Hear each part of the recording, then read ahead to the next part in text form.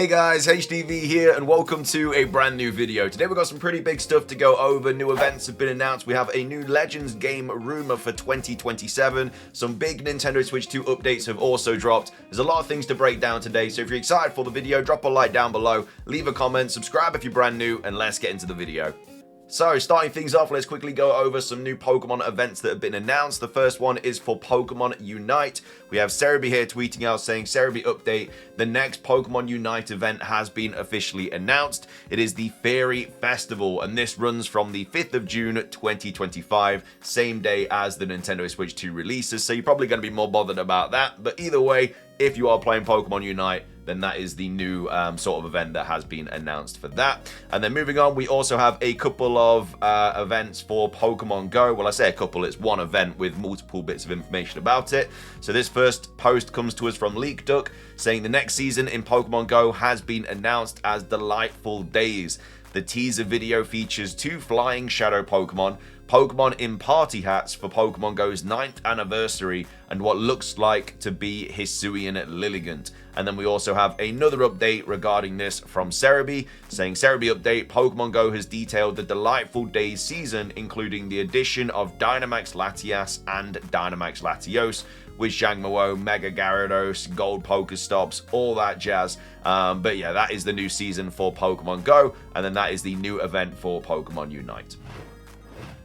Moving on, the Nintendo Switch 2 updates are dropping fast. We now have people in possession of the new console. We did cover in yesterday's video saying that they were in stores now, and it was probably only going to be a matter of days until somebody got their hands on it. Wasn't even a matter of days, it was literally the same day. I think it might have actually happened like a couple of hours after we posted yesterday's video, but either way, people now have a Nintendo Switch 2 in their possession. We don't know how many people have one, but they are out there in the wild now. We've got VGC here posting saying Nintendo Switch 2 is officially in public hands after an unboxing video was posted online. However, a mandatory update reportedly means they can't be played before June the 5th. So Nintendo have really played their trap card here, because even if you have the Nintendo Switch 2 console in your possession, you can't do anything with it until this update drops on the 5th of June. So they've absolutely smashed out of the park, really. They knew that people were going to get it early,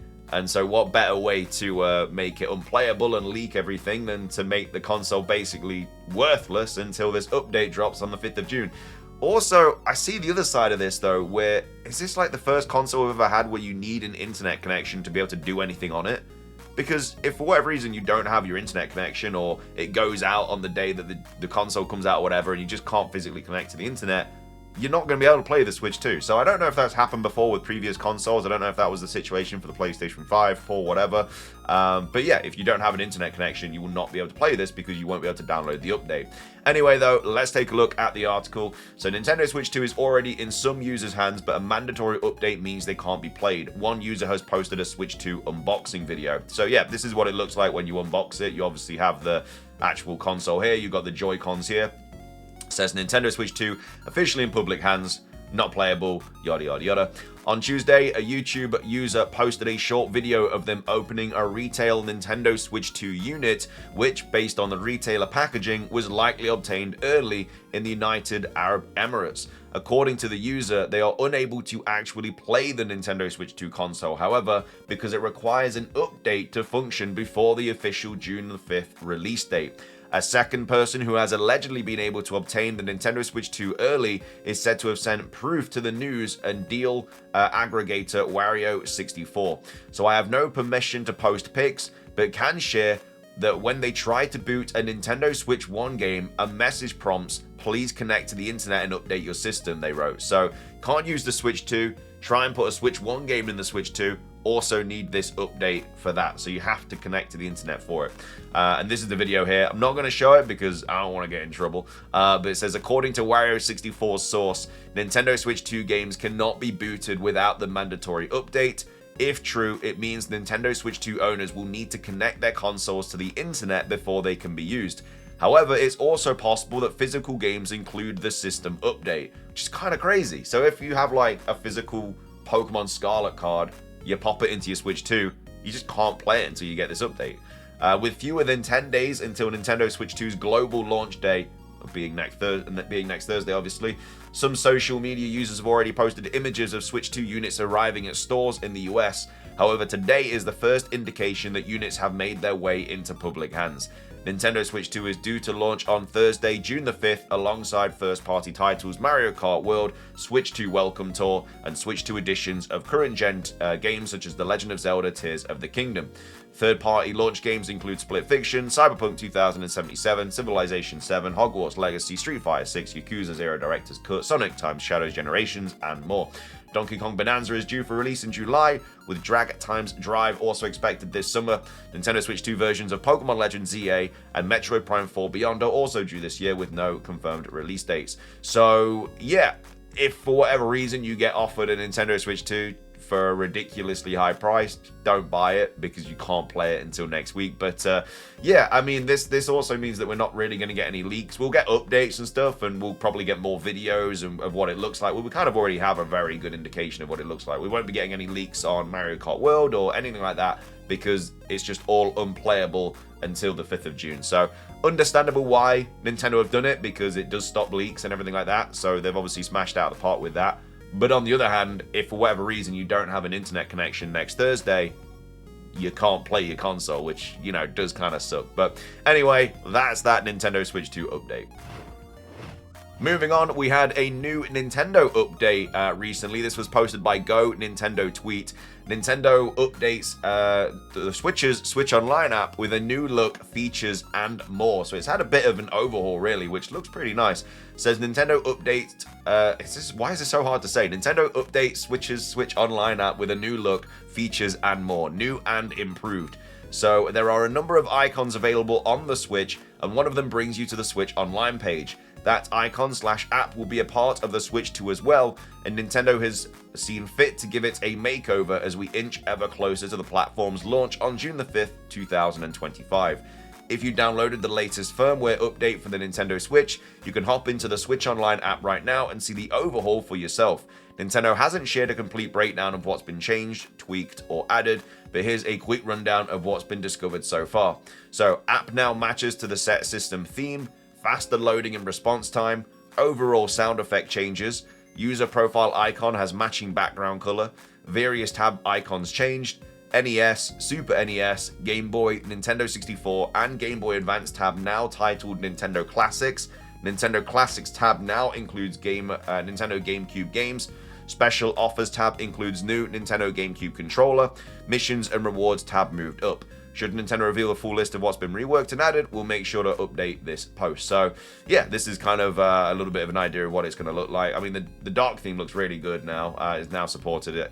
The dark theme's always just better, in my opinion. So, yeah, that's going to look a lot better. But obviously, it's for when the Nintendo Switch 2 drops next Thursday. But either way, when you update your Nintendo Switch next time you play, you will have access to all of this now. But anyway, that's the latest Nintendo update.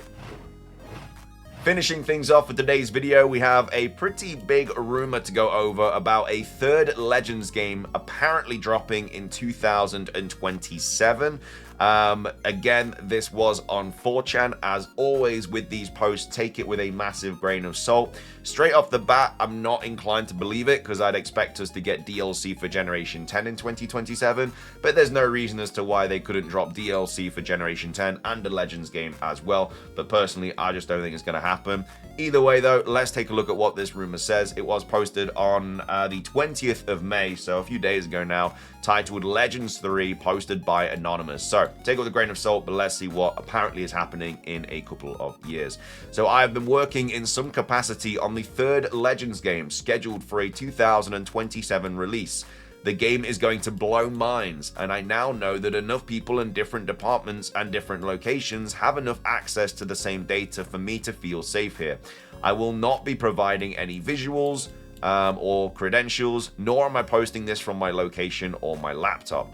I have no grudge, gain, or goal. I just think that this game is going to change how people view Pokemon, and even though being anonymous I'd like to be the first to break the scoop. So, they're not showing any images or anything, which obviously is quite convenient when it's just a random 4chan post, but it's also fair because if you drop an image for a game that's coming out in 2 years, it's not going to end well for you. Anyway, the game is called Pokemon Legends Generation 0.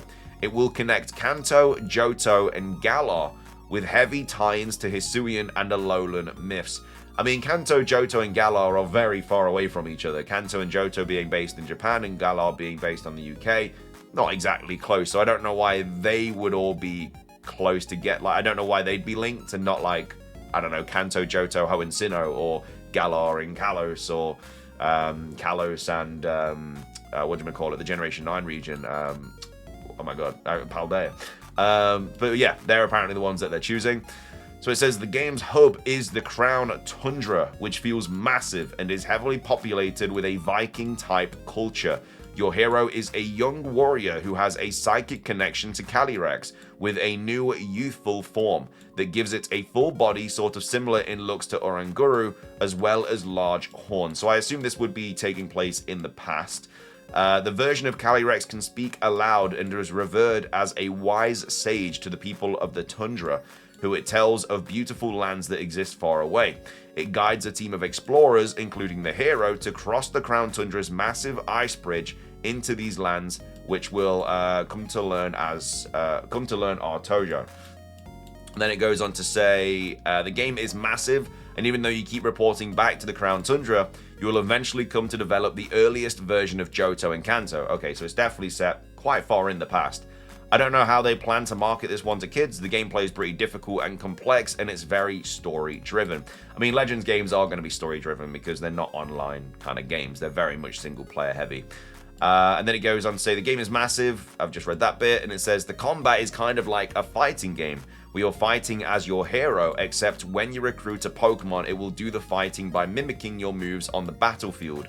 There are combos you can learn that take the place of traditional moves. There are many tough battles using the mechanic, as well as environmental puzzles that sort of feel like Zelda or an open world take on HM puzzles. So, I mean, after reading that, it's very unlikely to be the direction they go, but at the same time, with Pokemon Legends games, they do break the comfort zone. They do like to exit that comfort zone, try something new, and see how people react. Obviously, with Pokemon Legends Arceus, it was set way far in the past. The battle system changed slightly with Agile and Strong Style. You could catch Pokemon outside of battles, stuff like that. Like, they changed a lot. With Pokemon Legends EA, even though it's set in a kind of a modernish day Kalos, you know, they have changed it once again. You know, you have real-time battling now, which we've never had in Pokemon. So they very much do like to step out of the comfort zone, and this could be a way that they do that.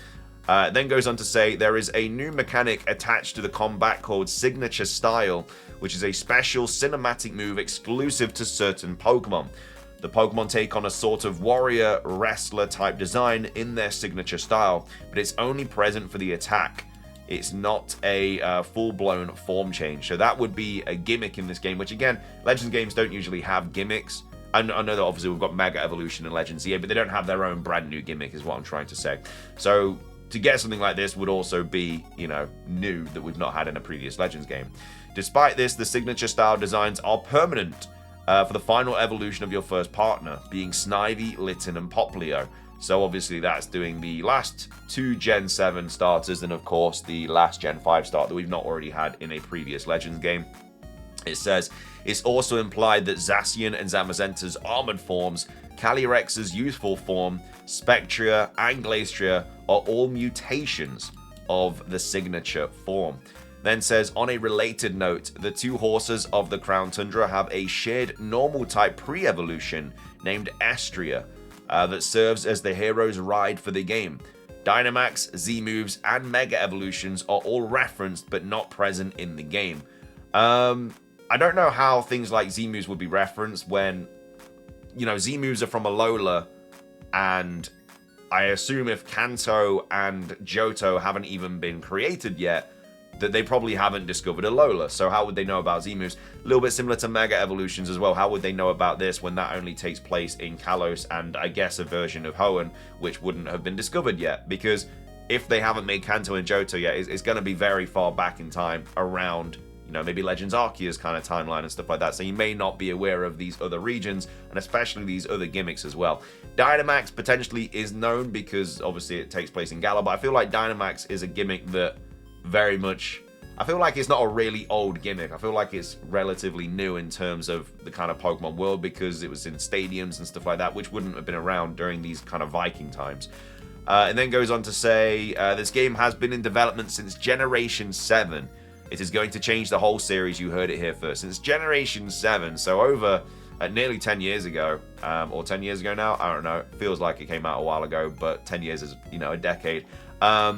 Which is crazy because we've had 2 Legends games before that. So this one that's been in development, how can it have been development since Generation 7 though, which came out on the 3DS?